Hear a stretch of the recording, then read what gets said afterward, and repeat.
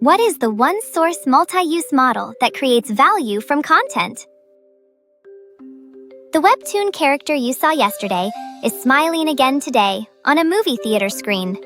It was clearly just a drawing on a flat page, but now it lives again through an actor's voice and expressions.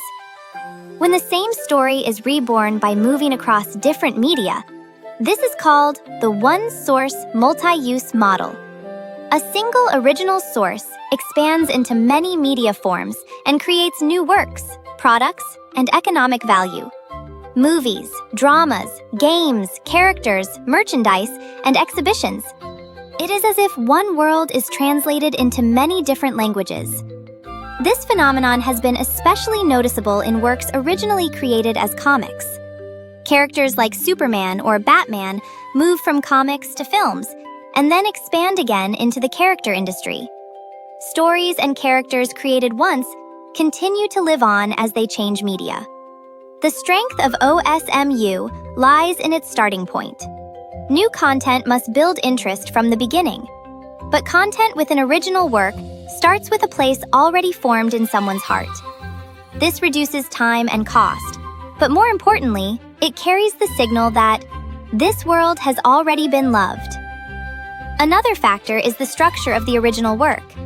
If the backbone of the story is strong, if the desires and conflicts of the characters are convincing, and if the world building is broad, the center does not collapse even when the medium changes. But when the setting is shallow, any adaptation quickly reveals its limits. This is why disappointment often occurs when large novels are adapted into films. If important conflicts or events are omitted, people who read the original often feel that the appearance is the same, but the density is different. OSMU is therefore not simply about making something one more time, but about surviving many times. However, OSMU does not always succeed. If the charm of the original is not preserved, it becomes a mere copy with a different appearance. If it is transferred too faithfully, the strengths of the new medium may be lost. Films have the breathing of cinema. Dramas have their own rhythm. Games have the grammar of participation. The task of OSMU is clear. Protect the core of the original, but rewrite it in the way each medium does best. Here, another question arises.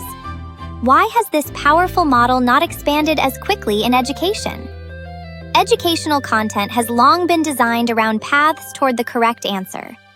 In mathematics, this becomes even clearer. Definitions, formulas, problems, and solutions. This structure is efficient, but it does not fit well with OSMU. When a problem book is transformed into another form, it often stops at lecture videos or solution videos. The medium changes, but the world does not expand. So, what needs to change for mathematical content to become OSMU? The key is story structure. Here, story does not mean a decorative episode for entertainment. It means following the path through which knowledge itself emerged. What observation came first? What pattern first caught the eye? How was that pattern organized into a rule?